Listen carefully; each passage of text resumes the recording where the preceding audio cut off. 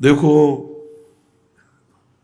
भगवान जब अवतार लेते हैं, पापी पुण्यात्मा कुछ नहीं देखते, सबको परम धाम प्रदान करते हैं। जो दृष्टि में आ गया या जो उनको अपनी दृष्टि में ले लिया, दोनों को, चाहे वो भगवान के प्रति कुभाव रखे या अच्छा भाव रखे, भगवान ये नहीं देखते, उसका मंगल कर देते हैं। पर अन्य समय भगवान कृपा की वर्षा करते हैं। सब पर मोर बराबर दाया, सब मम प्रिय, सब मम उपजाए। अब इसमें क्या होता है कि जब जीव के ऊपर भगवान की कृपा होती है तो वो उस कृपा का अनादर करता है। भगवान की दया, भगवान की कृपा, संत समागम, भगवत आराधना का क्रम, उपदेश, उपासना में रत होना, ये सब अपार कृपा है। पर जीव की दुर्गति है, दुर्दशा है कि वो अपने शरीर को मैं मानकर भोगों में सुख बुद्धि करके भगवान की कृपा की अवहेलना कर देता है। बस फिर दुर्गति और भटकना पड़ता है। पेट भर लेना या इंद्रियों के भोग लेना है, पशुओं में भी है। बड़े भाग मानुष तन पावा, सुर दुर्लभ सदग्रंथन गावा, किस बात के लिए है?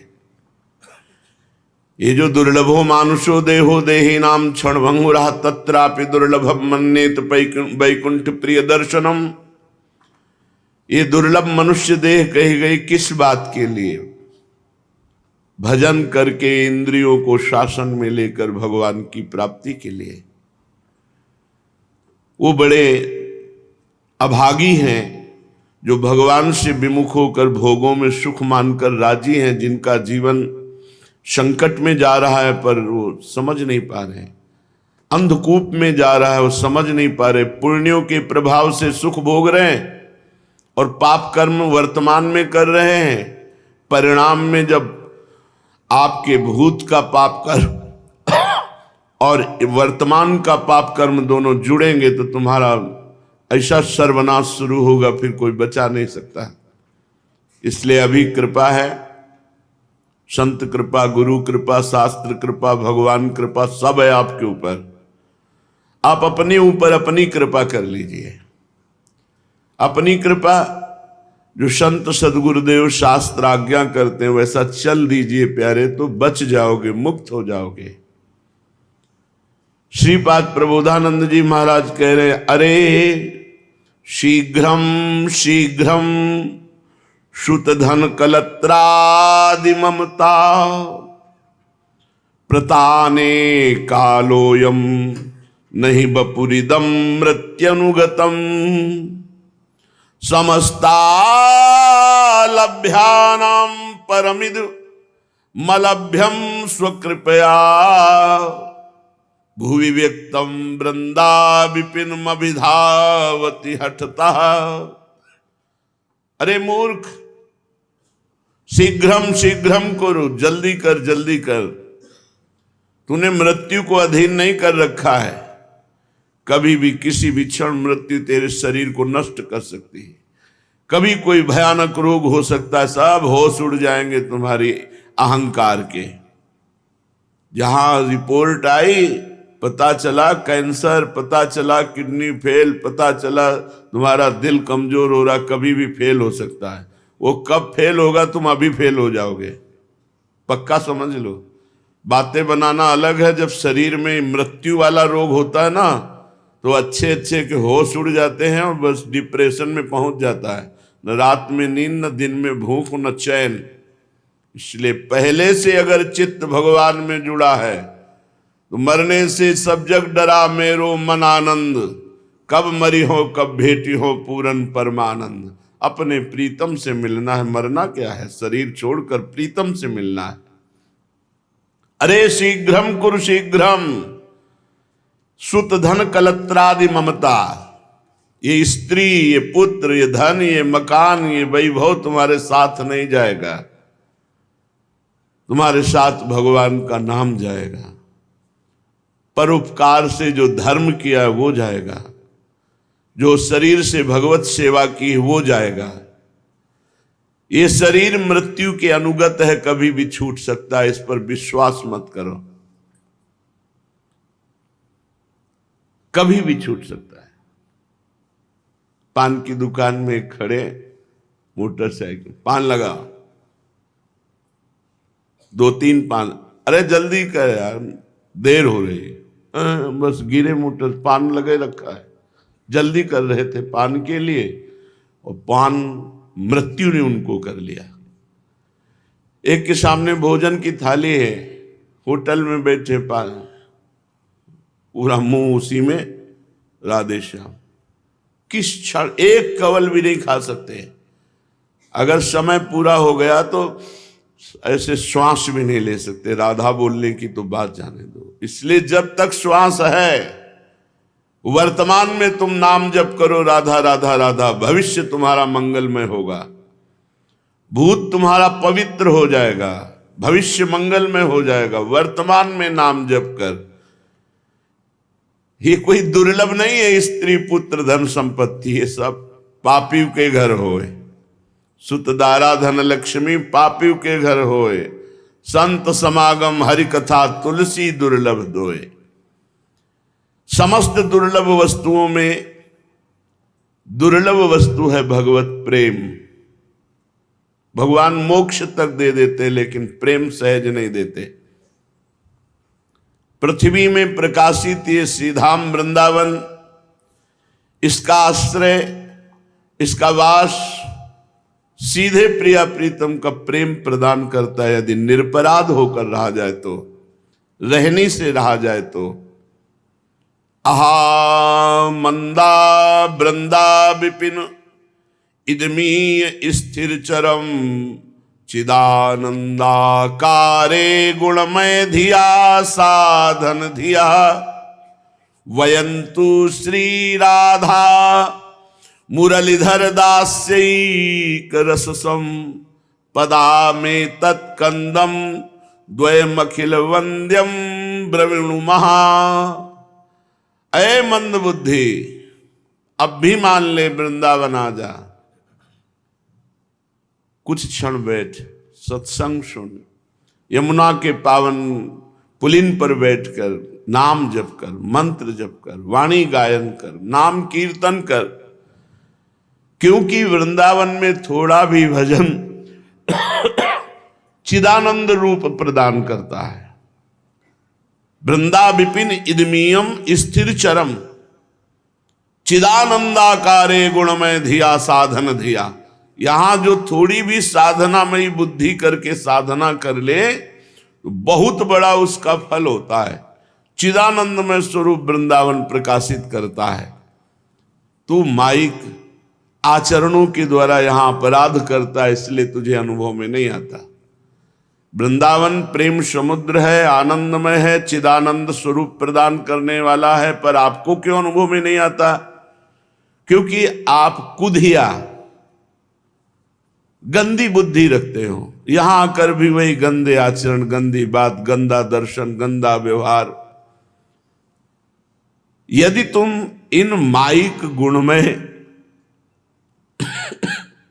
तमोगुण रजोगुण की प्रेरणा के जो कार्य हैं, इनका त्याग कर दो, तो श्री राधा मुरलीधर का तुम्हें अद्भुत सुख प्राप्त कराने वाला दास वृंदावन प्रदान कर देगा।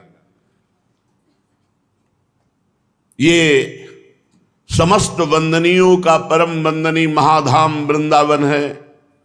बड़ी महिमा है। थोड़ा सा दान, थोड़ा सा पुण्य, थोड़ा सा भजन बहुत करके यहां प्राप्त होता है। पर विपरीत भी सोचिए, थोड़ा सा पाप, थोड़ा सा झूठ, थोड़ा सा असत्य, थोड़ा सा अनाचार, दुराचार पर्वत जैसा हो जाएगा, भोगना मुश्किल है। और यहां का पाप वज्र की लीक होता है, अर्थात जल्दी मिटने वाला नहीं। मिटा सकते हैं तो राधा माधव ही मिटा सकते हैं, क्योंकि उनके धाम का अपराध है। वही कृपा करें, वही आदेश करें धामी श्री श्यामा श्याम वृंदा सखी को, तो वो हमें अपराध मोचन कर दे। नहीं, यहाँ वृंदा सखी का एक छत्र शासन है। कोई भी जरा सी भी कहीं भी अपराध वृत्ति करेगा तुरंत नोट होती है। बहुत सावधानी। यहाँ ये भगवत धाम है। यदि निरपराध होकर रहा जाए तो चिदानंदमय स्वरूप और राधा माधव का वो महासुख दास्य भाव हृदय में दासता प्रिया प्रीतम की जागृत कर देता है। इसलिए मानव जीवन की उपलब्धि, उन्नति, हमारी एक एक वृत्ति भगवत चिंतन करते हुए अच्छे आचरण करे, सत आचरण करे। चलते हैं श्रीमद् भागवत महापुराण। नंदालय में रोज नवीन नवीन उत्सव हो रहे हैं, क्योंकि महामहोत्सव स्वरूप आनंद कंद श्री लालजू महाराज विराजमान है। यशोदा मैया अपने लाला को गोद से पालने में और झुला झुला करके दर्शन करते हुए आनंद ले रहे। कभी लाला किलकारी मारता है, कभी आंख खोलकर मैया की तरफ देखता है तो जशोदा हरी पालने झुलावे, जशोदा हरी पालने झुलावे, हलरावे दुलरावे मल्हावे, जोई सोई कछु गावे, जोई सोई कछु गावे, जसोदा हरि पालने झुलावे। मेरे लाला को आओ निंदिरिया, काहे ना निसुआवे, तू काहे न बेग सियावे, तो को कान बुलावे। कबहू पलक हरि मूंद लेत हैं, कबहू अधर फरकावे, सोवत जान मौन होए के, रही करी करी सैन बतावे। कभी हरि आंखें मूंद लेते हैं, भैया सो गया लाला, दासियों को इशारा, कोई आवाज नहीं होनी चाहिए, मेरा कान्हा सो गया है। क्या सौभाग्य! अनंत कोटि ब्रह्मांडों का मालिक पालने में, और मैया उस सुख को ले रही जो बड़े बड़े योगियों के ध्यान में भी नहीं आते, उन प्रभु की रूप माधुरी। सोवत जानी मौन होए के रही, करी करी शैन बतावे। लाला सो गया, कोई आवाज, कोई बर्तन की आवाज, कुछ नहीं। थोड़ा सोए, फिर अकुलाव करके प्रभु आंख खोल दिए। इही अंतर अकुलाई उठे हरि। फिर जो मैया बार बार लाला के वक्षा स्थल पर, छाती पर ऐसे हाथ पे, सो जा सो जा।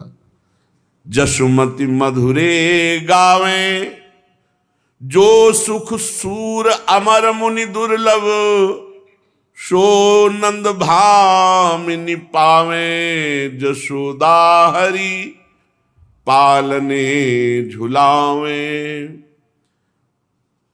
देखो भगवान की लीला में ये देखने को मिल रहा है कि सदैव एक सा नहीं रहता। अगर सुख तो विपत्ति, फिर सुख तो फिर विपत्ति। मैया ने देखा लाला पालने में सो गया,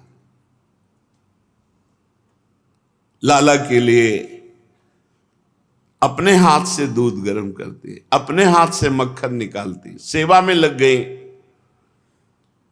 इधर कंस भयभीत हो गया, पूतना मार डाली गई। निश्चित हो गया ये कोई साधारण बालक नहीं है जो अभी 6वें दिन महाबली पूतना को मार डाला। कंस बड़ा सशंकित और भयभीत है। उसी समय सभा में विराजमान काकासुर जो कौवे का रूप रख करके वज्र जैसी चोंच, वज्र जैसे पंजे, वो देवताओं को भी मार सकता है, इतना बलवान। काकासुर खड़ा हुआ और हंसते हुए कहा, महाराज एक बालक के लिए आप इतने चिंतित हो गए। कंस ने कहा, आज की घटना सुनी नहीं? वो बालक है, 6 कोष का शरीर धारण करने वाली महाबली पूतना को मार डाला, चिंता की बात नहीं है। उसने कहा, महाराज एक चांस हमें दीजिए, आपकी चिंता को जड़ से नष्ट कर दूंगा। कंस को लगा कि बलवान तो है ही और बुद्धिमान भी है, तो यार मेरे दोस्त, यदि तुम ऐसा कर सकते हो तो हमारी मित्रता और पक्की हो जाएगी, जाओ। और नंदालय में जो अभी नवजात है प्रभु, अभी अभी नवीन कमल की तरह खिले, देखो कैसे बिघनाते हैं, उसे मार डालो। कंस से प्रेरित होकर वो कागसुर, जो कौवे का रूप रखता है, ब्रजमंडल में पहले, फिर नंद बाबा के भवन की तरफ, और छोटा काग का रूप रख करके आंगन में देखा कि पालने पर श्री कृष्ण शयन कर रहे हैं। शिष्य को देखते ही भयंकर क्रोधित हो गया। काला कौवे का रूप धारण किए हुए लोह की वज्र के समान उसकी चोंच और पंजे हैं। भगवान ने इसे मुट्ठी बांध ली सोते हुए, और उसने भगवान की मुट्ठी पर प्रहार करने के लिए टूट पड़ा। मैया अपनी सेवा में लगी है। देखो कैसे भगवान लीला करते, नहीं तो मैया तो बहुत डर जाती और मैया के ऊपर वो आक्रमण कर सकता था। तो मैया सेवा में गई, लाला पालने पे शयन कर रहे, शयन करते ही मुट्ठी बांध ली और उसने प्रहार किया। बाईं मुट्ठी पर चमकते हुए अपने नख जो वज्र के समान हैं प्रहार किया। भगवान ने जब बाईं मुट्ठी पर प्रहार किया तो दाएं हाथ से गला पकड़ लिया उसका। कंठ चापी बहुबार फिरायो, गही पटक्यो नृप पास पर्यो। वहीं से घुमा के मारा कि कंस के सामने मुंह भरा गिरा जाके। कंस ने देखा है काकासुर है, अभी तो सभा में कह के गया था कि अभी गए तुम चिंतित हो, अभी मैं मार के आता हूं। कंस के सामने गिरा, 1 पहर तक औषधियां पवाई गई, तब कुछ उसमें शुद्धि आई, फिर भी गला बहुत दर्द कर रहा था। उसने कहा, सुनहु कंस तब आई सरयो, धरि अवतार महाबल को, एक ही कर मेरो गर्व हर्यो। सुनहु कंस तब आई सरयो, सूरदास प्रभु कंस निकंदन, भक्त हेत अवतार धर्यो। धरि अवतार महाबल को, एक ही कर मेरो गर्व हर्यो। बड़ी कठिनाई से बोला क्योंकि गला दबाया था प्रभु ने। कंस ये कोई अवतार है, बालक नहीं, कोई महाबल का अवतार है। मैं एक ही हाथ से गला पकड़ करके मुझे फेंका है। उत्कच नाम का दैत्य खड़ा हुआ, हंसते हुए कहा, बड़े बल मदांध बनते हो और ताकत तुम में है नहीं। कंस, एक बार मैं चाहता हूं कि मुझे आदेश करो। ये उत्कच हिरणाक्ष का पुत्र है। चाक्षुष मनवंतर से पूर्व की बात है। एक दिन ये उत्कच लोमस ऋषि के आश्रम में जा पहुंचा। बड़ा सुंदर तपोवन देखकर उसे ईर्ष्या हुई कि ऋषि का ऐसा आश्रम। उसने बड़ा शरीर बनाया और पूरे आश्रम को उजाड़ना शुरू कर दिया। कोमल हृदय लोमस जी उसे क्षमा करना चाहते थे, पर वो अपना उद्दंडता नहीं बंद किया, कहा कि शांत हो जा और जा। तब वो देखा कि ये दुर्मति मानेगा नहीं, तो उन्होंने कहा विदेहो बहुत दुर्मते, जा, तुझे अपने देह का बड़ा अहंकार, तेरा देह अभी पतन हो जाए। विदेहो बहुत दुर्मते वाक्य पूरा नहीं हुआ कि उत्कच का पूरा शरीर ऐसे गलित हो गया, खत्म। अब वायु रूप में वो पुकार पुकार के कह रहा, क्षमा करो हे ईश्वर, मैं बार बार आपसे जीवन दान चाहता हूं, क्षमा करो, मैं बहुत कष्ट में हूं। महात्माओं को गुस्सा पानी में जैसे लकीर करे ना, बस ऐसे होता है गुस्सा। वो भी उसके कल्याण के लिए होता है, कभी अपने स्वार्थ की पूर्ति में बाधा पड़ने पर क्रोध नहीं होता। जब परमार्थ में बाधा होती तब उनको क्रोध आता है, और वो भी क्रोध एक क्षण के लिए, जैसे पानी में लकीर खींचो खत्म। बड़ी अनुकंपा, बड़ा दुलार करने लगे। अच्छा, तुम्हें बहुत पीड़ा है, थोड़े दिन तो तुम्हें कष्ट भोगना पड़ेगा। सच्चिदानंद भगवान श्री कृष्ण का जब अवतार होगा तब उनके हाथ से तुम्हारा उद्धार हो जाएगा, तुम अपने स्वरूप को प्राप्त हो जाओगे। काफी समय हो गया था, बड़ा भूख प्यास से व्याकुल वायु रूप होकर भयंकर भटकता रहा। कंस ने वायु रूपधारी उत्कच से कहा, सच्ची तुम उस बालक को मार सकते हो? उत्कच ने हंसते हुए कहा, अभी हमारा आतंक आपने देखा नहीं। अगर मैं सभासदों के बीच में बोल रहा हूं कि ब्रज भीतर उपजो मेरो रिपु, मैं जानी यह बात, दिन ही दिन वो बढ़त जात है, मुंह को करिए घात। दनुज सुता पूतना पठाई, छिनकई मांझ संहारी, और घीच मरोर दियो कागासुर मेरे ढिग फटकारी। ऐसो कौन मारी है ताको, मोही कहे सो आई, वाको मारी अपन पो राखे, सूर ब्रज सो जाई। कंस ने कहा कि तुम सभासदों के बीच में उत्कच ऐसी बात करते हो, और मुझे विश्वास नहीं, क्योंकि उसने पूतना को मार डाला, कागासुर की दुर्दशा कर दी। ऐसा कौन उस बालक को मार सके?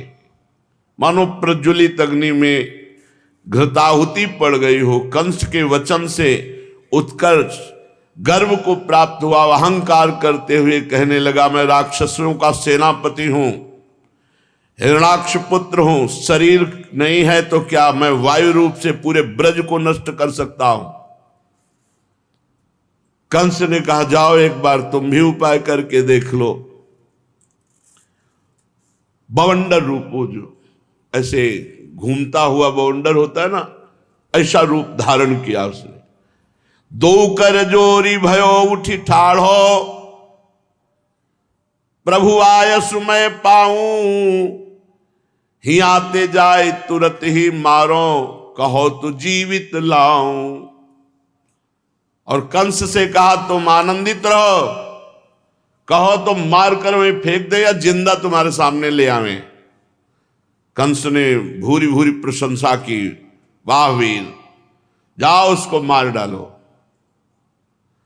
ब्रजेंद्र नंदन के प्राण हरण का संकल्प करके वो भीषण दैत्य ब्रज की तरफ चला मथुरा से, और ब्रजेंद्र नंदन योगींद्र मुनिंद्र दुर्लभ चरणारविंद, उनको मारने की, जो काल के भी महाकाल है। बीच बीच में घबराहट पैदा हो जाती कि पूतना को मार डाला, कागासुर की दुर्दशा कर दी, कहीं ऐसा तो नहीं कि मेरा शरीर तो लोमस जी ने ले लिया और जान ये ले ले। बीच बीच में घबरा जाता है, फिर रुक जाता है, फिर हिम्मत किया और बाबा के महल की सीमा पर आकर राउंड लगा रहा है। वो वैसे चलता ना, घूमता हुआ वायु चक्रवात, ऐसे मानो बाबा के महल की परिक्रमा कर रहा हो, चारों तरफ वो घूम रहा है। शरद और हेमंत की संधि का प्रभात है, चारों तरफ आनंद ही आनंद ब्रजमंडल में छाया हुआ है। ब्रजेंद्र गृहिणी यशोदा मैया आज रोज उत्सव हो रहा है, कभी नक्षत्र का उत्सव, कभी ये उत्सव, उत्सव स्वरूप ही वो उत्सव की व्यवस्था में लगी हैं। रोज ब्राह्मणों को बुलाना, अभिषेक कराना, दान देना, ब्राह्मणों को भोग पवाना, गौओं की पूजा करना, ब्रजवासियों को बुलाना, उनको पवाना, रोज उत्सव हो रहा है।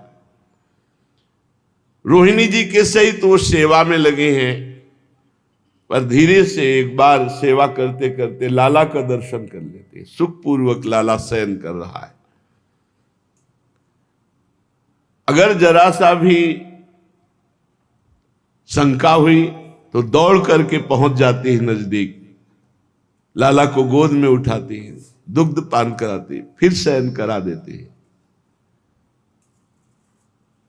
प्रभु उठे, भोग लगा, श्रृंगार हुआ, फिर भोग लगा, फिर शयन हुआ, फिर उत्थापन, फिर भोग लगा, फिर श्रृंगार हुआ, फिर शयन।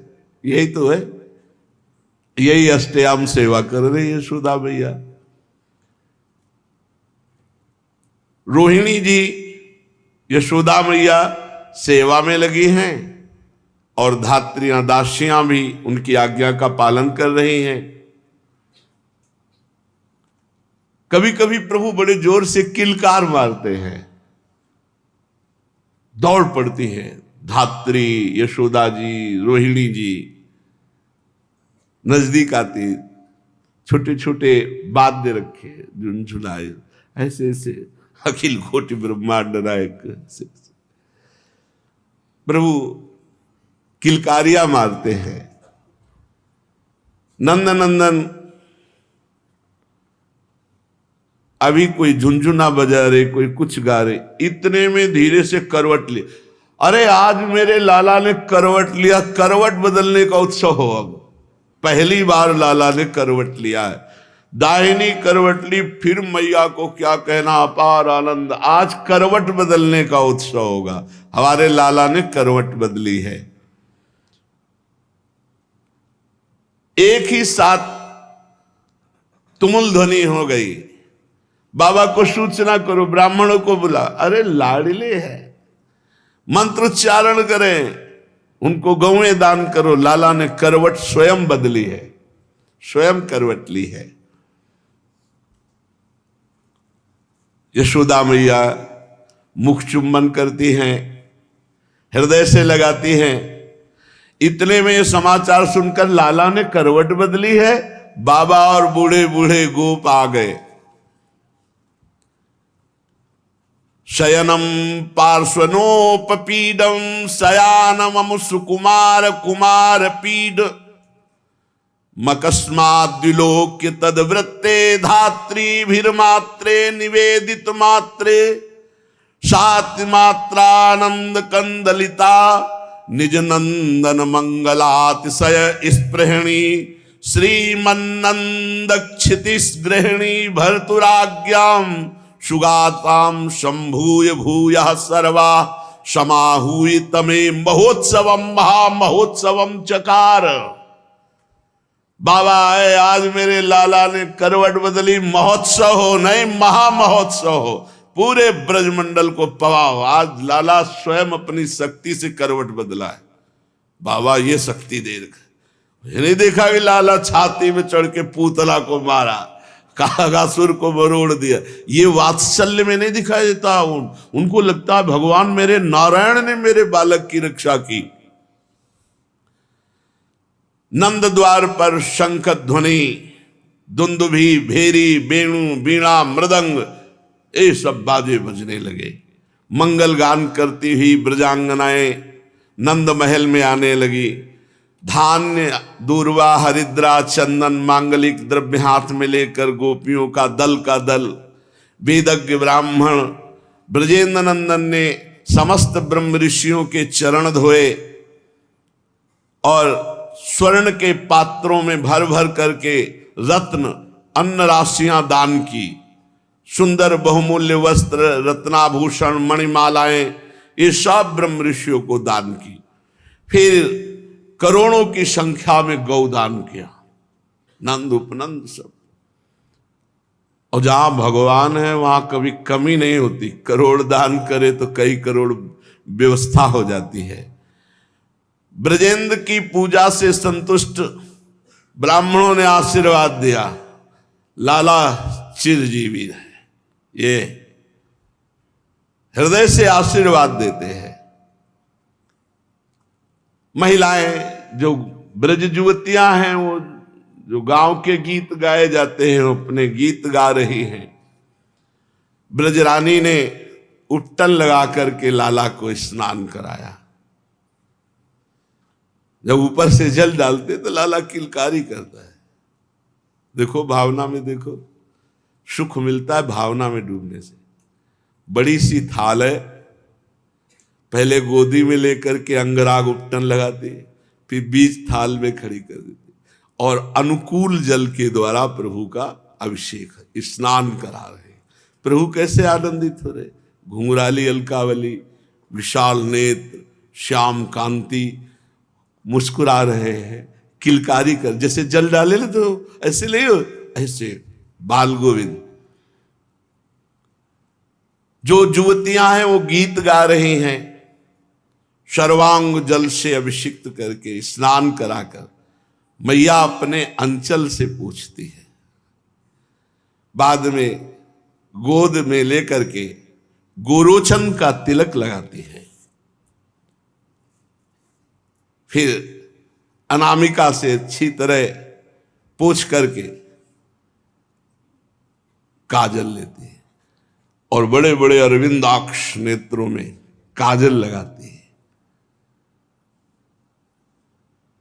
आंजते समय जब काजल लगाती है तो बालक रोने नहीं लगते, तो रोने जैसा प्रभु कर भैया पुचकार, नहीं नहीं नहीं नहीं, रोना नहीं, रोना नहीं, काजल ऐसे लगा रही।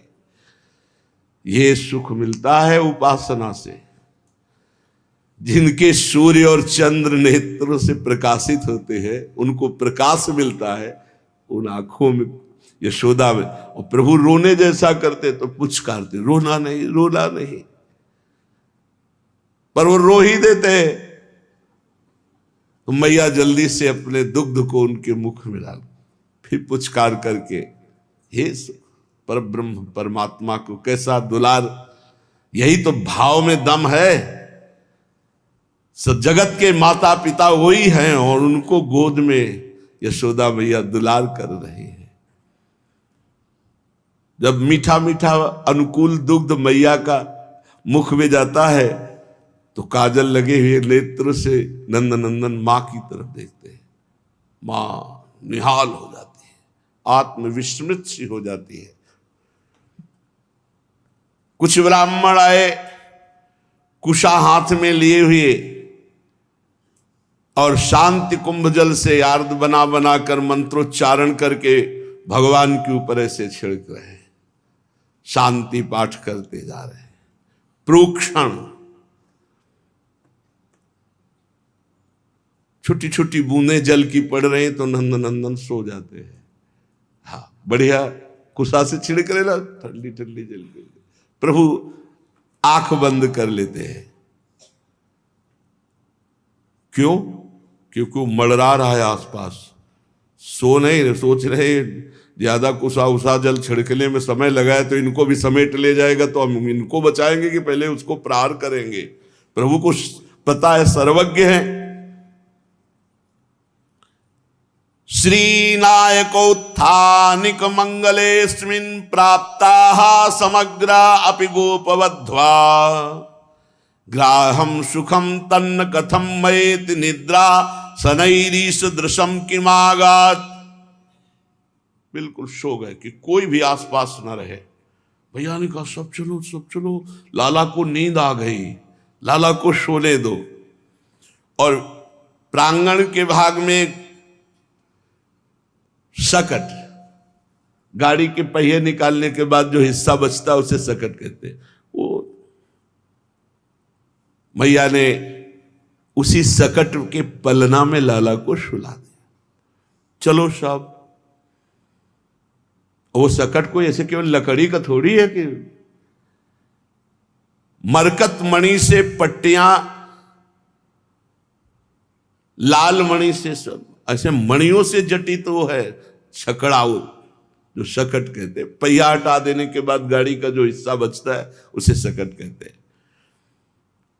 मैया ने धीरे से तकिया लगाया, सुला दिया और सबसे कहा यहां से हट चलो, लाला को नींद आ गई है। अचिंत लीला महाशक्ति ये सब संविधान बना रहे हैं, नहीं तो गड़बड़ हो जाएगा, पूरा परिकर परेशान हो जाएगा। ब्रज महिषी, अब यशोदा जी, रोहिणी जी जो आए हुए ब्रजवासी जन, उनको खवाने पियाले स्वागत में यशोदानंदन की दृष्टि उस महान राक्षस पर है जो मारने आया है, आंख भर मूंदे हुए हैं। उत्कच दैत्य सीधे आंगन में आया, सूक्ष्म रूप रखा और अत्यंत आनंदित हुआ कि अब सकट के नीचे है, बस अपना भार बढ़ाना है, सकट पे रख के नीचे गिरेगा और बालक मर जाएगा। वायु रूप उत्कच उस सकट को अपना लक्ष्य बनाया जिसमें नीचे लालजू शयन कर रहे हैं। लालजू ने दृष्टि डाली, आओ बेटा, तुम्हारे बाप तो हम ही है, जगत के तो है ही, लेकिन तुम्हारे भी है, तुम कितनी चतुरता करोगे, हमें तुम बालक समझते हो। भगवान ने दृष्टि से देखा, कितने भाग्यशाली है जो दृष्टि बड़े बड़े ऋषि मुनि आराधना करके चाहते हैं, वो उसको सहज मिल रही है। भगवान ने एक अंगूठा मुंह में डाला और चूसने लगे, मानो उसको दिखा रहे हैं कि मैं जग रहा हूं, सो नहीं रहा हूं। वहां कोई आसपास नहीं। भगवान ने ऐसी लीला की, शयन की, कि सब चले गए थे।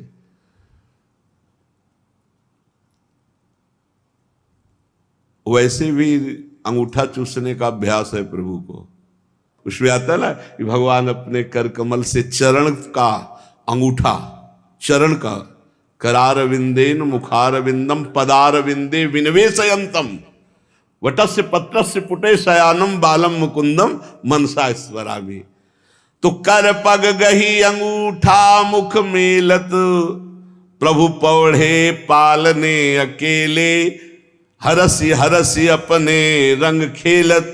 अभी सोने की लीला करो, जब चले गए ना तो आनंदित हो। मान लो जैसे कोई पहलवान युद्ध करना हो तो थोड़ा अंग अपने, तो अपने अंग और अंगूठा पी रहा। जे चरणारविंद श्री भूषण उरते ने कुनटारती, देखो धोखा रस चरणन में मुख मेलत कर आरती। जो चरणारविंद के रस को सुरमुनि करत विषाद, सो रस है मोहू को दुर्लभ ताते लेत स्वाद। ये सब लोग हमारे चरणों की क्यों वंदना करते हैं? बड़े बड़े ऋषि मुनि चरणों का ध्यान करते हैं, तो क्या स्वाद चरणों में? तो भगवान चरण पकड़ के खुद अपने अंगूठा का स्वाद ले रहे हैं। इसी समय वो सकट पे पहुंचा वही उत्कच, और एक बार भगवान को देखा। सा पूतना पोथ कोयम पोतो विसंकट, शकटाधरस्तादास्ते साक्षान मृत्युम विधातुम तुम नो कोपि जंतुर्मुष्य शक्यतीति लक्ष्यते छद्म रूप सद्म तयाचा पूतना संस्थिता तस्मादमूर्ते सन्नो पूर्ते भवानी। ये पूतना को मार दिया, छोटा सा नीलमणि ये पूतना को मार दिया।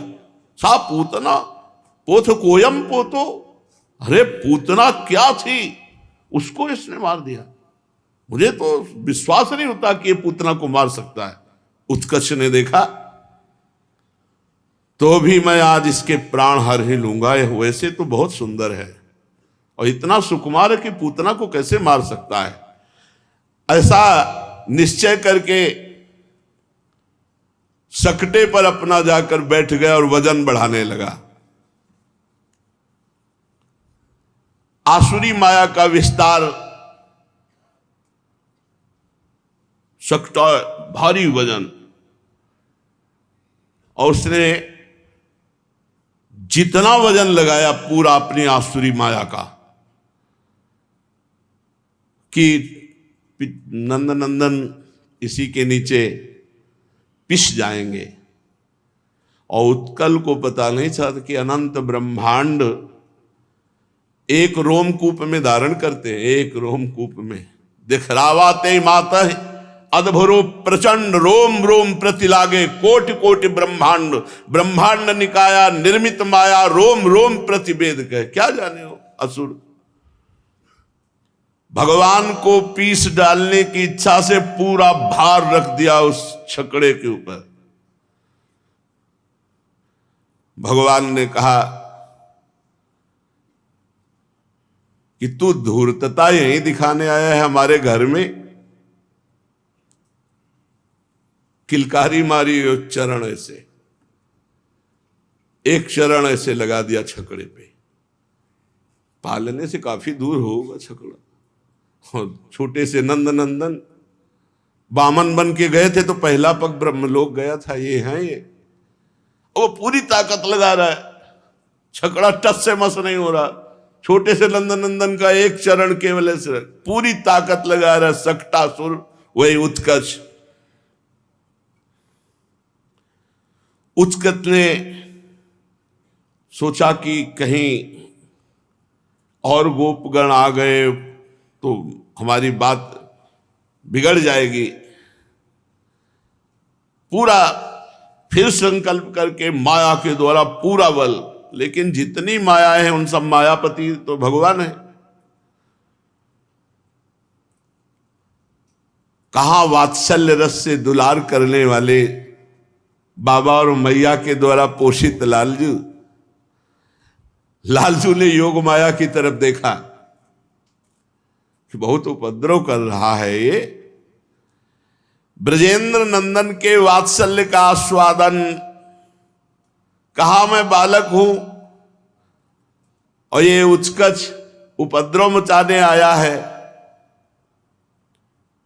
योग माया ने कहा सरकार बस आपका इशारा ही काफी है। जहां प्रभु थे सकटा ऐसा उल्टा कि नीचे सकटासुर वही उत्कच, और योग माया ने अपना बल विस्तार किया, किचकिचा गए, वही मर गए। भगवान की अनंत शक्तियां हैं। वो अंदर से काख रहा है, रो रहा है, करुण क्रंदन कर रहा है। योग माया ने आवाज बंद कर दी। जैसे अभी भगवान यहां प्रकट हो तो ना किसी को शब्द सुनाई देगा, ना किसी को रूप दिखाई देगा, ना भगवान जितना कार्य करते हैं वो सब योग माया से कहते हैं। भगवान अगर योग माया तो एक को जिसको दर्शन देना होगा वही केवल देख सकता है, वही सुन सकता है भगवान क्या कह रहे, दूसरा नहीं। तो वहां आवाज बंद कर दी। योग माया मुपाश्रिता गोप गोपांगनाएं इतना चीखा वो दैत्य छकड़े के नीचे, और योग माया का दबाव पिसा चला जा रहा है, मार चीख रहा, लेकिन घर में किसी के कान में आवाज नहीं पड़ रही। योग माया ब्रजेंद्र नंदन के इशारे में चलने वाली है। दैत्य मर गया,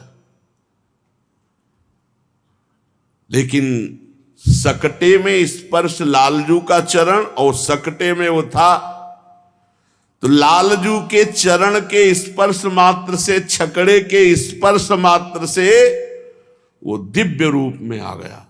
उसका आसुरी शरीर, वो तो मर गया।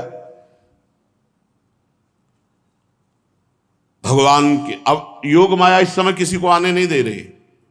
भगवान के सामने दिव्य रूप धारण करके चरणों में योग माया ने आदेश के तुरंत अंतर, यहां विनय और प्रार्थना का भी समय नहीं,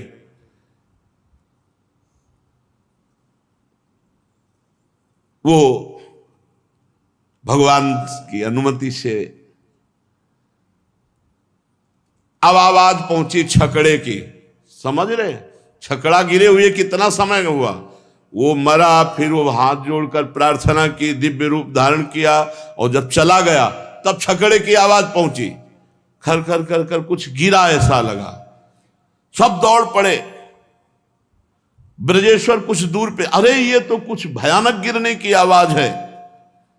रोहिणी जी, यशोदा मैया चीख पड़े आंसू बहाते हुए, ये जिधर आवाज आ रही उधर तो छकड़ा था, छकड़े के नीचे लाला था, व्याकुल होकर भागी। यशोदा मैया ने भागकर जब देखा छकड़ा पलटा हुआ, मूर्छित हो गई, मेरे लाला का कुछ अनिष्ट हो गया। रोहिणी जी ने देखा कि छकड़ा अलग है, वो अलग अपने चरण चला के खूब किलकारी कर रहे, तो यशोदा जी से कहा, बहन नीलमणि सुरक्षित है, कुशल है। मैया को कुशल शब्द से चेतना आई, कितना प्यार है प्रभु से। दौड़ के गई लाला को, मेरा लाला, मेरा प्राण, और अपनी दासियों से कहती, हम तो सेवा में मगन, तुम तो बीच में आके देख ली थी। डांट रही दासियों को। अश्रु प्रवाह से भगवान को अभिषेक कर रहे यशोदा। लाला अगर तुझे कुछ हो जाता तो मेरा क्या होता। खूब रो रहे। बालों में नवनीतस्य मृदुलस त्रैमासिको श्यांतिके हा कष्टम सकटस्य भूमि पतनात् भंगोय अकस्मात।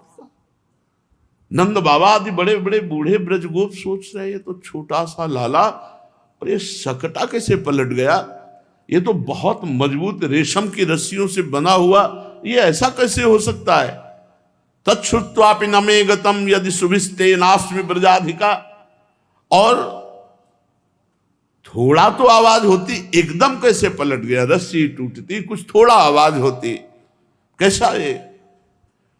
हाय रे, मेरा नवनील नीलमणि मक्खन से भी सुकोमल है, और इसके निकट पूरा का पूरा सकटा उल्टा होकर के गिर जाना, मेरे तो प्राण निकल रहे हैं बात सोच करके कि अगर मेरे लाला को कुछ हो जाता तो मेरे प्राण सब ब्रजवासियों के तो यही है।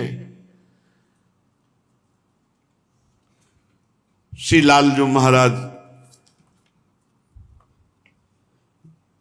खूब रतन उतार करके फिर दान करते हैं। बाबा के यहां दान चलता रहता था। ब्रजरानी समस्त गोप और गोपियों के सामने कहती है कि तुम सब आशीर्वाद दो, तुम्हारे आशीर्वाद से ही हमारे लाला को कुछ नहीं हुआ, नहीं इतना बड़ा सकटा पलट गया था, कुछ हो जाता। सब आशीर्वाद दो। हम गोद पसार कर आशीर्वाद मांगते हैं सब ब्रजवासियों से, ब्रजगोपों से, कि हमारे लाला को कभी कोई कष्ट ना हो।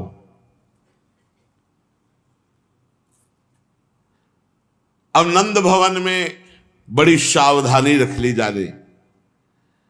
फिर ब्राह्मणों को बुलाया, स्वस्थ वाचन मंगल दान।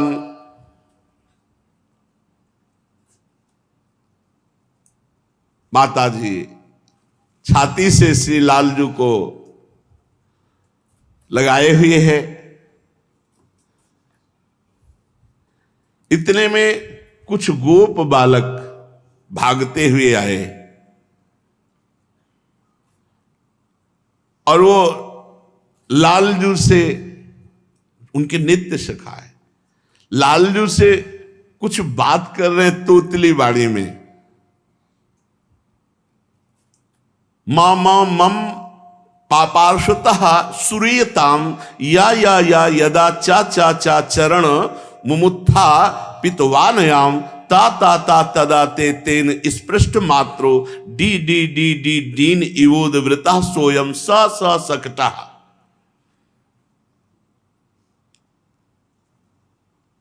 कैसी तोतली बानी में बोल रहे हैं, मा मा मा मा मम पापाश्रुता श्रूयताम, मेरी मेरी मेरी बात सुनो। या यदा चा चा चरण मुमुत्था पितवानयाम, ये जो सकटा पलटा है मैंने दूर से देखा है। ये कन्हैया ने लात मारी सकटा। ताता ता तदा ते तेन स्पृष्ट मात्रो डी डी डी डी दीन इवोद वृता सोयम स स सकटा। ये जो पूरा माटों सहित सकटा पलटा है, ये कन्हैया ने लात मारी है, इसी से पलटा है। बाबा ने कहा अभी सीधे उठ के तो बैठना नहीं आता, लात मारेगा, सकटा पलट जाएगा। रुदतानेन पादेन क्षिप्त मेतन संशय। कैसे ऐसा हो सकता है, मेरा छोटा सा लाला। किंतु वो ब्रजवासी बालक बार बार कह रहे कि इसी के चरण के प्रहार से सकटा पलटा है। बाबा ने माखन दे देकर, हाँ ठीक है जाओ। वात्सल्य के आगे विश्वास नहीं होता, ध्यान रखना, वात्सल्य के आगे विश्वास नहीं होता। ऐश्वर्य का उपनंद जी ने और बूढ़े ब्रजवासियों को बुलाया, गणित लगाई, कैसे पलट सकता है, इतना मजबूत बंधा था, ऐसा कैसे। बाबा ने कहा गणित बाद में लगाना, पहले छकड़ा ठीक करो। जवान जवान बलिष्ठ गोपों ने, जो 50 की संख्या में थे, सकटा को ठीक किया, सामग्री रख दी गई। बड़ा वेद मंत्रों के द्वारा पूरा घर पवित्र किया गया। विप्रा मंत्र विदो युक्तास्तैर्याः प्रोक्तास्तथा शिषा ता निष्फला भविष्यन्ति न कदाचिदपि स्फुटम। मैया को इस सकट गिरने से बहुत भय लग गया। अब कभी अकेले नहीं छोड़ना लाला को, चाहे रोहिणी जी रहे या कोई सखी रहे और या मैया रहे, एक दो तो पास ही रहेंगे। नंद बाबा तो एकांत में हुए हो, कहा हे नारायण, पग पग पर विपत्ति आती हो, आप कैसे बचा लेते हो हमारे पुत्र को।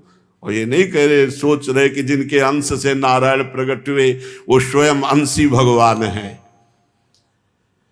अब ब्रजेश्वरी पहली बात तो एक क्षण गोद से ही नहीं उतारती थी, और अगर कहीं उतारा तो रोहिणी जी या कोई न कोई धाय मां वहां उपस्थित रहेगी। शाम हुई, लाला को शयन करा रहे। जसुदा मदन गोपाल सुआवे, देखी शयन गति त्रिभुवन कंपे, ईश बिरंची भ्रमावे। जब ये शयन करते तो पूरा समेट के शयन करते, मैं ब्रह्मलोक तक सब बोले, पूरा कंपायमान अनंत ब्रह्मांडों का कर विनाश करके सबको अपने में लेके शयन करते। उनको यशोदा मैया स्वयं शयन करा रही। असित अरुण सित आलस लोचन उभय पलक परि आवे, जनु रवि गति संकुचित कमल जुग निश अली उड़न न पावे। मानो कमल संकुचित हो रहे रात्रि में, ऐसे प्रभु के नेत्र मुंद रहे हैं। कैसे लाल लाल छोटे छोटे ओष्ठ हैं। श्वास उदर उसित यो मानो दुग्ध सिंधु छवि पावे। जब तो उधर जो भगवान का ऊपर नीचे हो रहा है, बड़ी शोभा हो रही। नाभि सरोज प्रगट पद्मासन उतरी नाल पछितावे। वही नाल, वही नाभ है जिससे ब्रह्मा जी प्रकट हुए है। यशोदा मैया ऐसे ऐसे उधर में लाला धीरे धीरे सो रहा है। कर सिर तर कर श्याम मनोहर अलक अधिक शोभावे। सूरदास मानो पन्नगपति प्रभु ऊपर फन छावे। जसोदा मदन गोपाल सुआवे। प्रातः काल हुआ, फिर लालन की दिनचर्या स्नान आदि सब करा करके शुभ्रांशु वक्तम तडिदालिलोचनम नवाब्द केशम सरधभ्र विग्रहम भानु प्रभावम तमसूत रोहिणी ततच्च युक्तम सहि दिव्य बालकहा। रोहिणी के लाला बलराम जी कैसे एकदम गोरे। आज सुंदर मैया श्रृंगार करके आंखों में अंजन लगाकर सिर पर केश सवार करके और श्याम वर्ण के वस्त्र धारण कराए। बलराम जी अधिकतर पसंद करते श्याम वर्ण, प्रभु के श्रीअंग का, गोरे हैं। बस प्रियालाल जैसी जोड़ी है, एक गोरा एक सांवला। सूर्य के समान दुर्धर्ष तेज है बलराम जी का। ऐसे परम सुंदर बालक को, और इधर यशोदा मैया ने श्याम सुंदर का श्रृंगार किया। बलराम जी बड़े हैं, बहुत ही दिव्य भगवान का बाल स्वरूप है। बलराम जी को तो पूरा वस्त्र धारण कराए और इनको झगुलिया, पीत धोती, ऐसे घुंघराली अलकावली, काजल लगाया। फिर ब्राह्मणों को बुलाया, जात कर्म संस्कार, क्योंकि आज नाम रखा जाएगा, अभी तक नाम नहीं रखा गया। वसुदेव ने पहले ही जब गए थे मथुरा कर देने नंद बाबा, तो बता दिया था कि ज्यादा जोर का उत्सव कोई मत करना, हमारा भी लाला आपके यहां है, रोहिणी पुत्र बलराम। ये बात कंस को अगर पता चली तो खतरा हो जाएगा। इसलिए अगर आप जो भी उत्सव बालकों के करें, बड़े गुप्त रूप से करें, अन्यथा राक्षस अनिष्ट कर देंगे। अभी तक बलराम जी का दर्शन सार्वजनिक रूप से किसी भी ब्रजवासी को नहीं हुआ था, इतना गुप्त रखा गया था। रोहिणी तने के दर्शन ब्रजवासियों को नहीं, लाला के तो हो गए बाबा के, लेकिन बलराम जी को इतना छुपा के रखा गया था क्योंकि देवकी जी की 6 संतान मार डाले थे। तो इससे भय था देवकी जी की ही तो संतान बलराम जी भी हैं, आकर्षण करके रोहिणी जी के गर्भ में आए थे। वो वसुदेव जी की पत्नी, इसलिए बहुत नंद बाबा गुप्त रखे थे। और पहले ही जन्म बलराम जी का हुआ है, पर कोई उत्सव नहीं मनाया बलराम जी के जन्मदिन का। अभी तक कोई उत्सव बलराम जी का नहीं। इतना नंद नंदन का उत्सव हो गया, अभी तक बलराम जी को आंगन में नहीं लाया गया क्योंकि डर था। अब सबसे पहले बलराम जी को अब लाया गया है नंद नंदन के पास। अभी तक गुप्त रूप से बलराम जी को रखा गया। जे ही बलराम जी ने, वो तो उन्हीं के संग हृदय ही है, पर जे ही प्रथम बार नंद नंदन को देखा तो आनंद अश्रु बलराम जी के चल रहे हैं, छवि में भर गए, मानो समाधि लग गई अपने प्रभु को देखकर। शेष जी है ना, रोहिणी तने यशोदानंदन का ये परस्पर प्रथम मिलन, पूज्य राधा बाबा लिख रहे हैं, ये प्रथम मिलन यहां है, अभी तक नहीं मिले। कितने आश्चर्य की बात है, कितना बलराम जी को गुप्त रखा गया। शुभ मुहूर्त, बड़े बड़े ब्राह्मण, बालक युगल मिदो पृथगालयाम्बनतामेव, अलग गुप्त महल में रखा गया था बलराम जी को, जहां किसी का भी प्रवेश नहीं, केवल रोहिणी जी जाकर उनको पवाना सहन कराना बस। आज वहां से बाहर निकाल करके श्रृंगार, ऐसा गोरा रूप बलराम जी का, ऐसा सुंदर रूप नंद नंदन के पास आए। लालजू किलकारियां मार रहे हैं। अब एक ही जगह राम और श्याम, माताएं देख देख कर तृण तोड़ती है, नजर न लग जाए जोड़ी पर। रोहिणी जी तो अतिशय प्यार में भरकर यशोदा मैया से कहा लाओ लाला को, और यशोदा मैया ने बलराम जी को गोद में ले लिया। ब्रजेंद्र नंदन का आज नामकरण संस्कार होगा। सुंदर धीमी गति के वाद्य बजाए गए,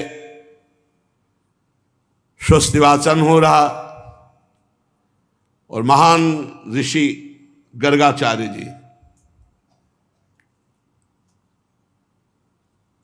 दोनों का नामकरण संस्कार करने के लिए आए।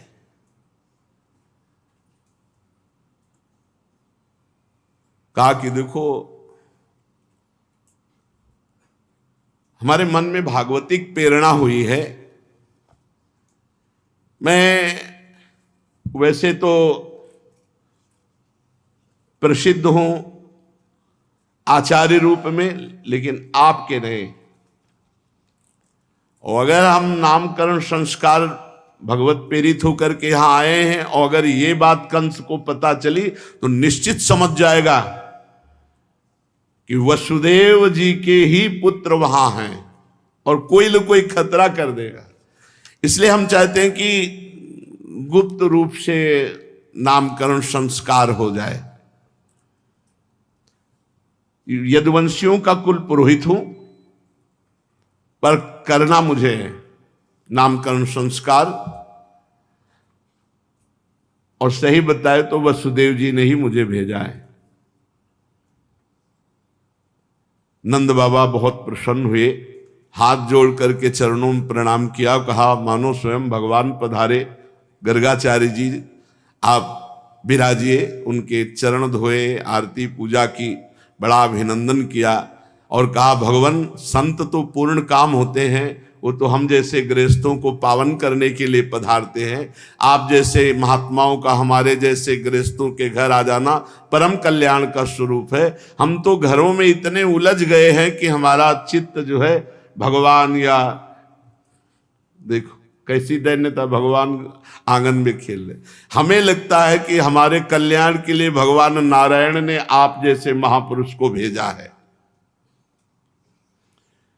प्रभु आप जैसे संत इंद्रिय और बुद्धि की सीमा के बाहर के हैं, हम पहचान नहीं सकते, लेकिन आप सब त्रिकालज्ञ महापुरुष हैं, ज्योतिष शास्त्र के ज्ञाता हैं, ब्रह्मवेताओं में श्रेष्ठ हैं, आज्ञा कीजिए। उन्होंने कहा कि मैं यदुवंशियों के आचार्य के रूप में जगत में प्रसिद्ध हूं, यदि मैं प्रगट उत्सव रूप करके तुम्हारे पुत्रों का नाम रखूंगा तो कंस पक्का समझ जाएगा। कंस की बुद्धि बुरी है, वो पाप सोचा करते हो। वसुदेव जी के साथ तुम्हारी घनिष्ठ मित्रता है, और जब से उसने सुना देवकी की कन्या, तो उसने निश्चय कर लिया कि देवकी की कन्या नहीं हो सकती, आकाशवाणी थी 8वां पुत्र होगा जरूर कुछ। अगर उसको पता लग गया तो फिर अनिष्ट हो सकता है। तुम्हारे पुत्र का संस्कार कर दूं और तुम्हारा पुत्र को वसुदेव का लड़का मानकर कुछ अनिष्ट करे, इसलिए वो आया हूं करने नामकरण संस्कार, पर गुप्त रूप से करूंगा। नंद बाबा ने कहा आचार्य गौशाला में चलते हैं, महल में तो आना जाना सबका लगा रहता है, गौशाला में एकदम एकांत बंद करके वो चुपचाप फिर नामकरण संस्कार, सिर्फ हम आप और बालक। गर्गाचार्य जी ने कहा यह बात ठीक है, आए ही थे संस्कार करने भगवत प्रेरणा से। जब नंद बाबा ने ऐसी प्रार्थना की तो एकांत में गुप्त रूप से गौशाला में भगवान का नामकरण संस्कार हो रहा है। गर्गाचार्य जी ने यशोदा मैया की तरफ देखा। आपको पहले बताया कि अत्यंत दुलार में बलराम जी को यशोदा मैया ने ले लिया और रोहिणी जी ने श्याम जी को ले लिया, और ऐसे ही गौशाला में बैठ गई। तो यशोदा जी की तरफ देख कहते ये रोहिणी का पुत्र है, त्रिकालज्ञ महापुरुष है, ये रोहिणी का पुत्र है और ये सारे जगत को आनंद देने वाला होगा, इसलिए इसका नाम होगा राम। और ये अपार बल की, असीम बल की मूर्ति है, इसलिए इसका नाम होगा बल, और दोनों मिला के नाम होगा बलराम। और ये यदुवंशियों में और तुम लोगों में कभी भेदभाव नहीं करेगा, इसलिए इसका एक नाम होगा संकर्षण, ये सबको खींचता है अपनी तरफ। और ये रोहिणी की गोद में जो सांवला सांवला है ना, इसकी तो क्या महिमा कहूं, ये तो प्रत्येक युग में जन्म लेता है। ये पीछे बहुत रक्तपीत आदि विभिन्न रंग स्वीकार करके अवतार ले चुका है। अब की बार ये श्याम वर्ण हुआ, इसलिए इसका नाम होगा कृष्ण। गर्गाचार्य जी ने कृष्ण नाम, नामकरण संस्कार में कृष्ण नाम, वैसे तो भगवान के अनंत नाम है। नंद जी ये तुम्हारा पुत्र पहले कभी वसुदेव जी के यहां भी प्रकट हुआ था, इस रहस्य को जानने वाले इसका नाम श्रीमान वासुदेव। तुम्हारे पुत्र के इतने नाम है कि हम रात दिन अगर उच्चारण करें तो भी पार नहीं पा सकते। अनंत नाम, अनंत गुण, अनंत कर्म, उन नामों को, उन गुणों को, उन प्रभाव को तो मैं जानता हूं, लेकिन संसार के सब प्राणी नहीं जानते। गर्गाचार्य जी ने कहा यह परम कल्याण स्वरूप है जो रोहिणी की गोद में है, सांवला सांवला, ये कृष्ण, ये श्रीमान वासुदेव, ये परम कल्याण स्वरूप है। ये तुम्हारा परम कल्याण करने के लिए प्रकट हुआ है। समस्त गोप और गौओं को ये बहुत आनंदित करेगा। इसकी सहायता से तुम लोग बड़ी बड़ी विपत्तियों से सुगमता पूर्वक पार हो जाओगे। ब्रजराज ये पहले भी युगों में प्रकट हुआ है। पृथ्वी में एक बार कोई राजा नहीं थे, डाकू चोर बढ़ गए थे, तो इसी ने सज्जन पुरुषों की रक्षा करने के लिए, दुष्टों का संहार करने के लिए अवतार धारण किया था। ये नहीं बताया कि कौन सा रूप। भगवान श्री राम, क्योंकि त्रेता में रामावतार और द्वापर में कृष्ण, तो पीछे युग में राक्षस बढ़ गए थे, तो उन राक्षसों का नाश करने के लिए इसने अवतार धारण किया था। नंद तुम्हें कैसे बताएं, ये जो रोहिणी की गोद में सांवला सलोना है ना, इस संपत्ति, सौंदर्य, कीर्ति में ये साक्षात भगवान नारायण के समान है। तुम बड़े भाग्यशाली हो, बड़ी तत्परता से इसकी सेवा में रहना। नंद बाबा को भली भांति समझाकर गर्गाचार्य जी गुप्त रूप से नामकरण संस्कार करके अपने आश्रम को लौट गए। नंद बाबा को बड़ा आश्चर्य हुआ कि गर्गाचार्य जी कह रहे पहले युगों में अवतार लिया, ये भगवान नारायण के समान। रोने लगे कि ये तो सब मेरे नारायण की कृपा। ये बिल्कुल नहीं आता बाबा के हृदय में कि भगवान है। यही है वात्सल्य, मेरा लाला, ये तो नारायण की कृपा है जो मेरा ऐसा सद्गुण संपन्न पुत्र हुआ। अब एक दिन मैया लाला को गोद में लेकर के बहुत पुचकार करके दुग्ध पान करा रही थी। लाला पीते चले जा रहे थे और मैया पिलाती चली जा रही थी वात्सल्य में भरकर। मैया के मन में आया कि ये इतना दूध पी रहा है तो कहीं अपच ना हो जाए। एक दार भकमादाय स्वांक मारोप्य भामिनी प्रश्नुतम पाययामास स्तनम स्नेह परिप्लुता पीत प्रायस्य जननी सातस्य रुचिरस्मितम मुखम लालयति राजन जंभतो दृदशे दृशम इदम। दूध पिलाया, छोटी सी तोंद इतना दूध पी गया। तो लाला की तरफ देख के कि इतना दूध पीने पर अपच नहीं होगा तुझे, और ऐसे तोंद में ऐसे पेट में ऐसे। तो लाला मुस्कुराया, हाँ जोई आ किया खम रोदसी ज्योतिरनी कमासा शूरेन्द्रुवन्हि श्वसनाम बुधिश्च द्वीपान्नगास्तद्दुहित्रवनानि भूतानि यानि स्थिर जंगमानि। आकाश पृथ्वी ग्रह नक्षत्र तारे पूरा चराचर जगत भगवान के मुंह में। मानो भगवान दिखा रहे मैया ये दूध मैं अकेले नहीं पी रहा, पूरे ब्रह्मांड को यहां से सप्लाई हो रही, पूरे ब्रह्मांड को जा रहा है ये दूध। पूरा ब्रह्मांड प्रफुल्लित हो रहा है, आनंदित हो रहा है, पुष्ट हो रहा है। मां मेरे उदर में अनंत ब्रह्मांड वास करते हैं। आकाश अंतरिक्ष ज्योतिर्मंडल दिशाएं सूर्य चंद्रमा अग्नि वायु समुद्र द्वीप पर्वत नदियां वन समस्त चराचर प्राणी मैया ने लाला के मुख में देखा। बार बार नेत्र करती है, मेरे लाला के मुख में पूरा संसार कहां से आ गया। सावीक्ष विश्वम सहसा राजन संजात वे पशु पसीना पसीना हो गई मैया। वात्सल्य ने ऐश्वर्य को डांट लगाए, यहां तेरा काम नहीं है। तत्काल वो दृश्य गायब हुआ। फिर वात्सल्य उमड़ा। मैया ने कहा मेरा लाला, ये मेरी निगुड़ी आंखों में ही कुछ हो गया, पता नहीं दुनिया दिखाई देती लाला के मुंह में। और फिर देखा तो लाला मुस्कुरा रहा है। लाला को छाती से लगाया। एक दिन लाला को बहुत प्यार से गोद में बैठाले हुए मां दुलार कर रही थी। एकदारोह मारूढ़म लालयंती सुतम सती गरिमाणम शिशोरवो ढुम्न से हे गिरिकूटवत। भगवान मानो कोई पर्वत हो, ऐसे शरीर भगवान का।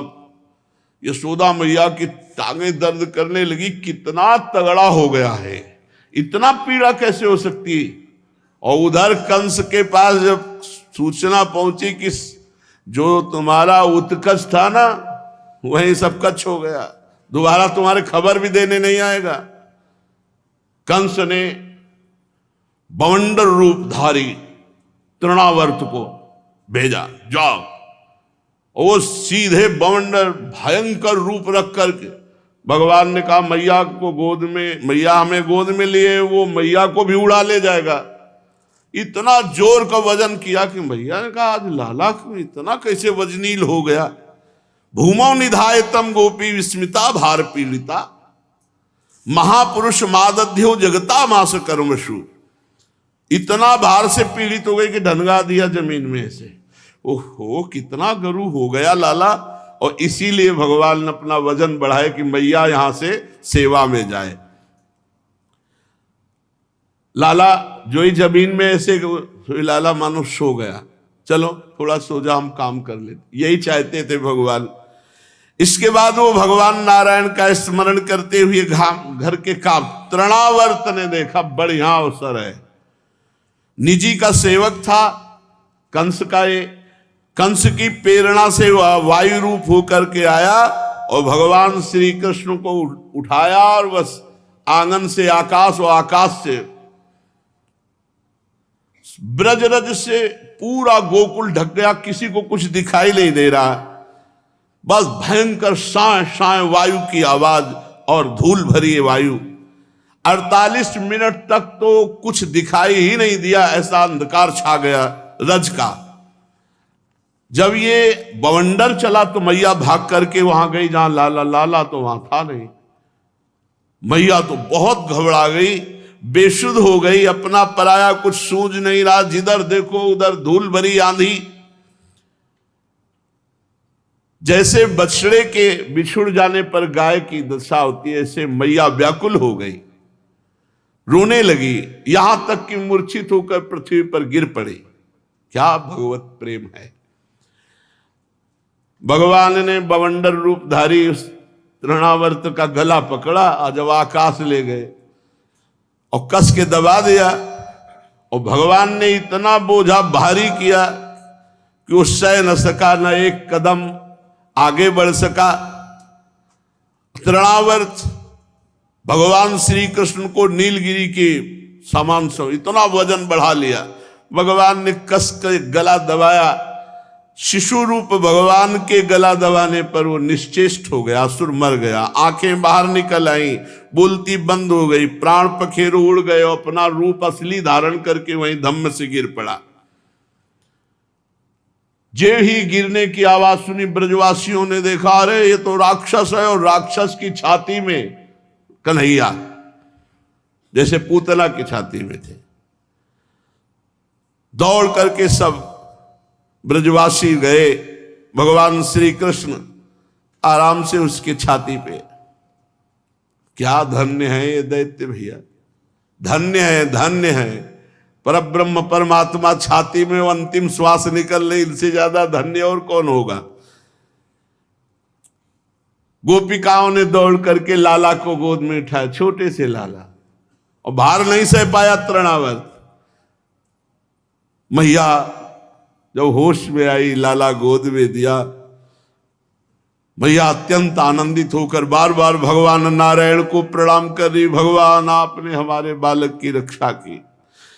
यशोदा मैया बाबा से कहते, बड़े आश्चर्य की बात है, देखो कितनी बड़ी घटना, ये कौन सा ग्रह नक्षत्र हमारे पीछे पड़ा है कि जब से बालक हुआ कोई न कोई देख लो। लोग कहते हैं हम बड़ी समस्या में, हम कहते हैं परमात्मा जब अवतरित होते तब यहां समस्या संसार डालता है, तुम तो मनुष्य हो। चाहे रामावतार देखो, चाहे कृष्णावतार देखो, देखो देखो ये राक्षस तो हमारे बालक को मृत्यु के मुख में डाल दिया था, परंतु हमारे नारायण भगवान ने जीता जागता हमें वापस कर दिया, और उस दुष्ट को उसका पाप ही खा गया। सच है, साधु पुरुष अपनी क्षमता से संपूर्ण भयों से बच जाते हैं। हम लोगों ने पता नहीं कौन सा ऐसा तप किया। यशोदा मैया नंद बाबा से कह रही, भगवान की पूजा की, या किसी प्यासे को पानी पिलाया, या कोई बाग बगीचा, या कोई दान पुण्य बना, जिससे हमारा बालक मरते मरते बच जाता है। ये बड़े सौभाग्य की बात है। जब नंद बाबा ने देखा कि महावन में बहुत सी अशुभ घटनाएं घट रही हैं, तो वसुदेव जी की बात पर बार बार याद आया कि वसुदेव जी कोई बहुत बड़े योगी हैं, वो कह रहे थे कि कोई न कोई अशुभ घटना घटेगी। भगवान सच्चिदानंद में अवतार ही इसीलिए लिए थे कि इन दुष्ट जनों का जो कभी भी उद्धार नहीं हो सकता था, उनको परम पद प्रदान किया। अब कृष्ण बलराम घुटनों के बल धीरे धीरे चलने लगे। ये बकैया आंगन में एक दिन लालजू महाराज घुटनों के बल चल रहे थे। देख लो भक्ति का प्रभाव, परब्रह्म परमात्मा को घुटनों के बल चला रहे, कैसा खेल। तो पुराने घरों में डेहरी होती थी, लकड़ी की मोटी डेहरी, और रोज कितना पवित्र जीवन गृहस्थी का कि माई लोग 4 बजे स्नान करके डेहरी पूजन रोज करती थी, रोज डेहरी पूजन। दीपक जलाना, गाय के गोबर से लीपना सामने और पुष्पों से चौक रोज का काम था। 4 बजे तो ये शुरू हो गए। यहाँ कहाँ 8 बजे सो के जगते, दलित दुराएं छाई हुई है 4 बजे। और आपको बताए 2 बजे रात्रि से चक्की पिसती थी। तब ऐसी थी कि कलाई पकड़ लेना तो तुम छुटा नहीं सकते। और मंगल में भगवान के गीत गाते हुए 2 बैठ जाती इधर घर घर और मंगल में गीत गा रहे। 4 बजे नहा धो करके और देहली पूजन। ऐसे 50 बाल्टी पानी खींचना है, 30 हाथ रस्सी से। कभी दिल फेल होगा? गांव में किसी का दिल फेल हुआ हो ऐसी बात रहे। कभी किसी को गैस की गोली, भोजन पचा लेंगे इतनी रोटी, 2 लीटर मठा, आधी बेली गुड़, न शुगर और न लीवर। और ये एक बार नहीं, ये बाल भोग होता था। बाल भोग सच्ची कहते किसान के घर मोटी मोटी चूल्हे की 5-6 रोटी और 2 लीटर मठा डाले पात्र में और मीसे और गुड़ से काट का। अरे लाल धरे फावड़ा चला रे, मेहनत कर। अब तो किसानी में कुछ नहीं रह गया। वो ट्रैक्टर से एक हार, एक मतलब 6-6, 8-8 घंटे जोतना, तब 1 बीघा जोतता था। कितना पवित्र जीवन था। तो बाबा की मोटी डेहरी थी। अब लाला घुटनों के बल चला और ऐसे डेहरी के सहारे, और डेहरी में जो चढ़े तो पेट तो डेहरी में रख गया, पीछे से चरण उठ गए और आगे से हाथ पहुंचे नहीं तो बीच में टंग गए ना। अब रोने लगे तो देवर से नारद जी बीड़ा बजाते हुए पहुंच। देखा प्रभु रो रहे हैं, ना तो आगे हाथ जा रहा ना पीछे पैर जा रहा है, क्योंकि बीच में टंग गए मोटी डेहरी नंद बाबा की। आसपास देखा, साष्टांग दंडोत में बोले प्रभु हटा दें आपको? अरे बोले चलो ये तुम्हारे लिए नहीं है, ये मैया के लिए है। चुपचाप खड़े रहो। दूर जाके वहीं दूर जाके नारद जी खड़े, रोना सुन, मैया रोना सुनकर भागती हुई आई। अरे मेरे लाला, दासियों को डांटा देख। नारद जी ने कहा महाराज क्या लीला है, आनंद की डेहरी नहीं लाग पा रहे, वहां वामन अवतार में इतना बड़ा प्रभु, बड़े विचित्र खिलाड़ी। अब ये दोनों खिलाड़ी कृष्ण और बलराम धीरे धीरे घुटनों के बल चलने लगे। जब ये घुटनों के बल चलते हैं तो मैया ने कमर में करधनी बांधी और पैरों में घुंघरू। ऐसी रुंझुन रुंझुन आवाज होती है। ऐसे श्याम गौर जोड़ी दोनों बाबा के आंगन में खेलते हैं, मानो बाबा हर समय परमानंद में। और दोनों एक दूसरे को देखकर खिलखिला कर हंस देते हैं। एक दिन नंद नंदन बाबा के मणिजटित खंभ की तरफ धीरे से सहारे से पकड़ के उठे। देखा तो ऐसे ही लाला, तो वो भी अंगुली रखता है, ये मुस्कुराते वो भी मुस्कुराता है, ये ऐसे कर रहे तो वो भी मुस्कुरा रहे। और मैया छुप करके ये लीला देख रही। बाबा के मणिजटित खंभे जो आंगन के, उनमें लाल विविध प्रकार की बाल लीलाओं से वो परमानंद यशोदा मैया को प्राप्त हो रहा है जो ब्रह्मा आदि को भी नहीं प्राप्त हुआ।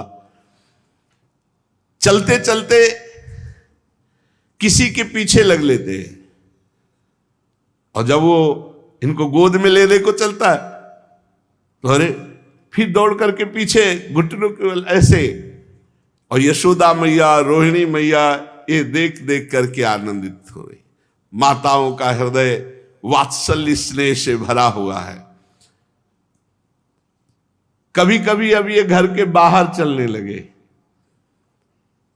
घुटनों के बल ही, और ब्रज रज लगाए हुए जब लौटते तो बड़ी सुंदर शोभा होती।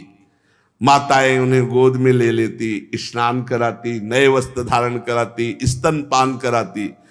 जब ये दूध पीते ना तो बीच बीच में ऐसे मुस्कुरा देते, मंद मंद मुस्कुराहट, और दूध के दांत छोटे छोटे। क्या अद्भुत शोभा। मैया आनंद के समुद्र में डूब जाती। बलराम और श्याम अब धीरे धीरे खड़े होकर चलने लगे। अब ये ब्रज के गलियों में भीड़ लग जाती गोपियों की। श्याम बलराम आए, दौड़ दौड़ करके सब इनकी शोभा को देखती। ये बड़े खिलाड़ी, जैसे ब्रज में तो बछड़े घूमते तो बछड़े की पूंछ पकड़ लेते, और जब बछड़े भागते तो और जोर से पकड़ लेते और उनके पीछे दौड़ते। गोपियां सब अपना काम धंधा छोड़ करके बाल गोविंद की यही लीलाएं देखती और लोटपोट होकर परमानंद में मग्न रहती। कृष्ण बलराम ये दोनों बड़े चंचल खिलाड़ी। ये कभी गाय दूहने का समय के पहले सारे बछड़े छोड़ दिए, सब बछड़े दूध पी गए। कभी सींग वाले पशुओं से खेलते, कभी जो श्वान कुत्ते। हाँ, परमानंद दास को ठाकुर ले आए पिल्ला, ऐसा उसमें पता है ठाकुर जी। और क्या, ब्रज के कुत्ते परमहंस हैं, बड़े बड़े सिद्ध संत हैं। ठाकुर जी गोद में ऐसे उठाते पिल्ले को, और जब घर में ले आते मैया कहती अरे तुम ऐसे कैसे कर रहे हो। बड़े चंचल खेल खेलते, बड़े खिलाड़ी। कभी मोराज पक्षियों से, ये सब ब्रज के महान संत हैं। माताओं को हृदय में डर लगा रहता, कहीं कुछ ऐसा न कर ले जिससे इनका अनिष्ट हो जाए, इसलिए माताएं तो घर के काम कर ही नहीं पाती, सदैव इन्हीं को देखती रहती, इन्हीं के बचाने की चिंता में रहती। अब ये यशोदा और रोहिणी के लाल घुटनों के बिना सहारे के ये चलने लगे। अब पहली शुरुआत की अपने घर से। कृष्ण बलराम ने जितने माट रखे थे कमरे में सब फोड़ दिए, और सब दही, नवीन वाले नहीं, जो एक दिन पहले के थे, सब फोड़ करके। बहुत सी गोपियां घर आई हुई थी। मैया ने कहा इनको डांटना पड़ेगा। कृष्ण बलराम को तो वो जो कान पकड़ा रहे, ये जो भयभीत गोपियां देखती कि काश विधाता मेरी आस ऐसी पूरी होती, ये हमारे भी घर आते, हमारे भी माट फोड़ते, चोरी चोरी ऐसा करते, फिर मैं इनको पकड़ती, फिर हमारे सामने ये कान पकड़ते। ऐसा सौभाग्य कैसे मुझे प्राप्त होगा। अंतर की बात ठाकुर जी अपने प्रेमी जनों की सुनते। ये जो माखन चोरी लीला है, इसको ये मत समझो बाबा के यहां कुंडों में थे दही दूध, लाला दिन भर डुबकी लगाए फिर भी पा न पावे ऐसे दूध दही माखन के थे। ये गोपियों की जो आकांक्षा थी ना, कि जैसा यशोदा मैया को सुख मिल रहा वैसा मुझे मिले, तो भगवान ततस्तु भगवान कृष्णो वयस्चैर ब्रज बालकै सारामो ब्रज स्त्रीणाम चिक्रीडे जनयन मुदम। उनको आनंद देने के लिए सखा मंडली, भगवान के अष्ट नित्य सखा, जो अष्ट सखा है ये सब, और भी ब्रजवासी और ब्रज के बंदर। जिस घर में जाना होता ना, पहले से ब्रज के बंदर दूर से देखते हो, जहां नंदन नंदन घुसे सब खिड़कियों में लग जाते, क्योंकि पता है अभी माखन बाहर पवाया जाएगा। प्रभु अब घर घर ब्रजवासियों को सुख देने लगे। श्री चरणों में नूपुर बंधे, रुंझुन रुंझुन करके नंद नंदन और श्याम और उनके सखा और गोपी माट व्यवस्था सब करके छुप जाती थी, और पूरी लीला देखने के बाद फिर हम पकड़ेंगे। शेष चर्चा आगे। श्री राधा वल्लभ लाल की।